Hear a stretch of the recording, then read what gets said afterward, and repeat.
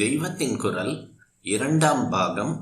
வேதம், உபனிஷதங்கள். இந்த ஆரண்யகங்களுக்கு முடிவிலேதான் உபனிஷதங்கள் வருகின்றன. சம்ஹிதை மரம் என்றால் அதற்கு பிராமணம் பூ, ஆரண்யகம் காய், உபனிஷதம்தான் முடிவான பழம், பலம், பலன். ஞான மார்க்கத்திலே ஜீவாத்மா பரமாத்மா அபேதத்தை சாதித்து கொடுப்பதற்காக ஏற்பட்ட நேர் சாதனம் உபனிஷத்து தான். இதில் நம்மை சேர்ப்பதற்கே சம்ஹிதையும் பிராமணமும் ஆரண்யகமும் இருக்கின்றன. உபனிஷத்துகளில் பலதரப்பட்ட வித்யைகள், யஜ்ஞங்கள், தேவதா உபாசனைகள் அங்கங்கே சொல்லி இருந்தாலும் முக்கியமாக அது தத்துவ விசாரம்தான். கர்மா எல்லாம் விட்டு போகிற நிலையை சொல்வதுதான் உபனிஷத்துகளின் பரம தாத்பரியம். இதை வைத்துத்தான் வேதத்தையே கர்ம காண்டம், ஞான காண்டம் என்று இரண்டாக பிரித்திருக்கிறது. இதையே முறையே பூர்வ மீமாம்சை, உத்தர மீமாம்சை என்று சொல்வதுண்டு. கர்ம காண்டத்தை ஆராய்ச்சி பண்ணி அதுவே முடிந்த முடிவான பலன் என்று ஜைமினி மகரிஷி செய்திருக்கிற சாஸ்திரத்துக்கு பூர்வ மீமாம்சை என்று பெயர். இம்மாதிரியே ஞான காண்டத்தை விசாரித்து அதையே பரம தாத்பரியமாக முடிவு பண்ணி வியாசர் செய்த பிரம்மசூத்திரம் உத்தர மீமாம்சை எனப்படுகிறது.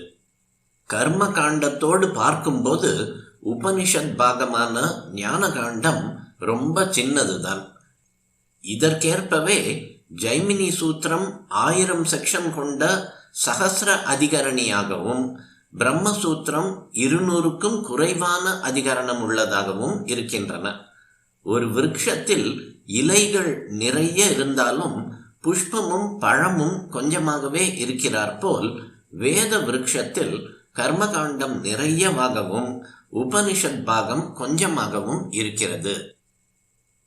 உபனிஷத்தின் தத்துவ விசாரம் என்பது இதர தேசங்களில் பிலாசபிக்காரர்கள் புத்தி பூர்வமாக ரொம்பவும் ஆழமாக சத்தியத்தை ஆராய்கிற மாதிரி மட்டும் முடிந்து விடவில்லை.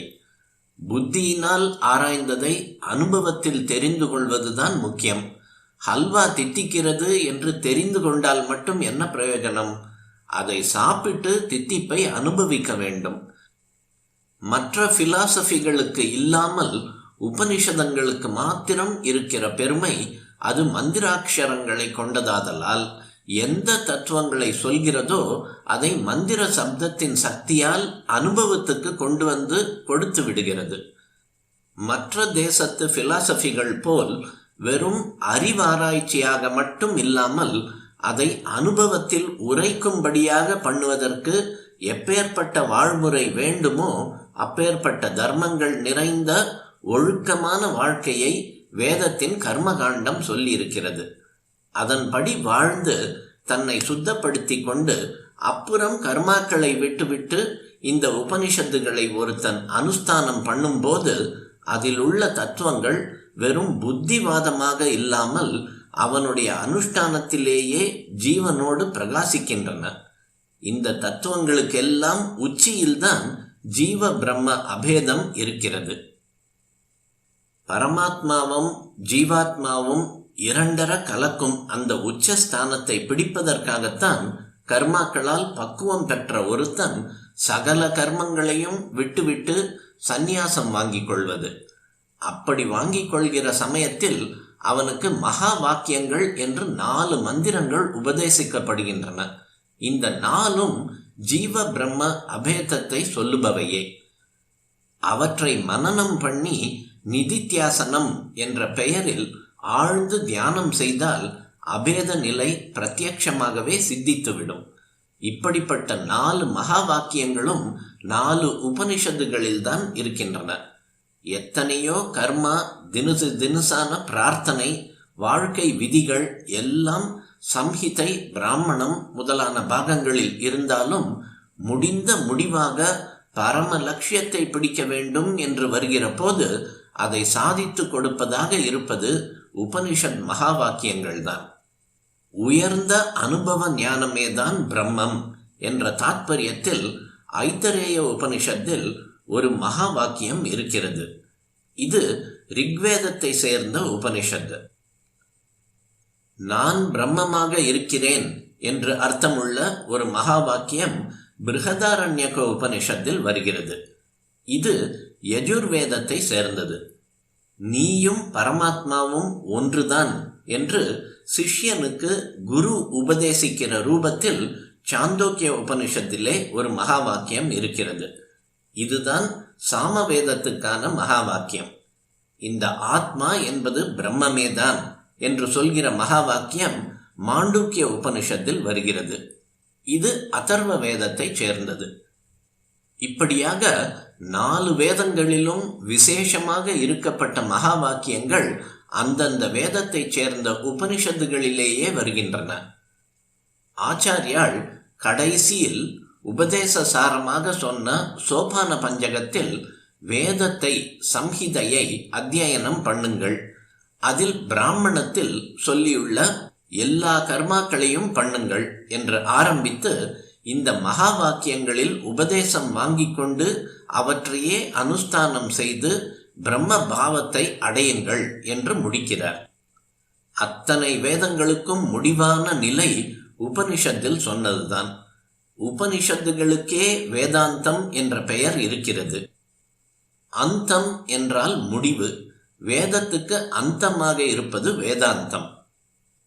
உபனிஷத்துகள் 2 விதத்தில் வேதத்துக்கு முடிவாக இருக்கின்றன. ஒவ்வொரு சாகையை எடுத்துக்கொண்டாலும் முதலில் சம்ஹிதை, அப்புறம் பிராமணம், பிறகு ஆரண்யகம் என்று வந்து அந்த ஆரண்யகத்தின் கடைசியில் உபனிஷத்து வருகிறது. அதனால் ஒவ்வொரு சாகைக்கும் முடிவாக இருக்கிறது. அதோடு கூட வேதங்கள் சொல்லும் தாத்பரியத்துக்கும் முடிவாக, லட்சியமாக இருப்பது உபனிஷத்துகள் தான். இப்படியாக புஸ்தகங்களில் அமைப்பு, ஆர்டர் ஆஃப் டெக்ஸ்ட், தாத்பரியம் என்று 2 விதத்திலும் வேதங்களுக்கு முடிவாக இருப்பவை உபனிஷத்துகள். ஊருக்கு கோயில், கோயிலுக்கு கோபுரம், கோபுரத்துக்கு சிகரம் என்று உயர்ந்து கொண்டே போகிற மாதிரி நம்முடைய தத்துவங்களுக்கு சிகரமாக, வேத முடிவாக இருப்பது உபனிஷத்துகளே. உப நீ சத என்றால் பக்கத்திலே உட்கார்ந்து கொள்வது என்று அர்த்தம். சிஷ்யனை இப்படி உட்கார்த்தி வைத்து கொண்டு குருவானவர் செய்த உபதேசம்தான் உபனிஷத்துகள். பிரம்மத்துக்கு பக்கத்திலேயே போய் சேரும்படியாக செய்வது என்றும் அர்த்தம் பண்ணிக்கொள்ளலாம். உபநயனம் என்றால் குருவிடம் கொண்டு விடுவது, பரமாத்மாவிடம் கொண்டு விடுவது என்று 2 விதமாகவும் அர்த்தம் பண்ணிக்கொள்ள இடம் இருப்பது போல உபனிஷத் என்றாலும் இப்படி இரட்டை பொருள் கொள்ளலாம். பக்கத்தில் வைத்துக்கொண்டு செய்கிற உபதேசம் என்றால் அது இரகசியமானது என்று அர்த்தம். மதிப்பு தெரியாத அபக்குவிகளுக்கு அது சொல்லத்தக்கதல்ல. இதனால் தான் உபனிஷத்துகளுக்குள்ளேயே கதாபாகங்களாக இல்லாமல் ரொம்பவும் சூக்ஷ்மமான தத்துவங்களை சொல்கிற போது இது உபனிஷத், இது உபனிஷத் என்று குறிப்பிட்டு சொல்லியிருக்கும். வேதத்தில் மறைபொருளாக இருக்க வேண்டியவற்றை ரகசியம் என்பார்கள். வேதாந்தமான உபனிஷத்தில் அப்படிப்பட்ட ரகசியங்களையே உபனிஷத் என்று சொல்லியிருக்கும்.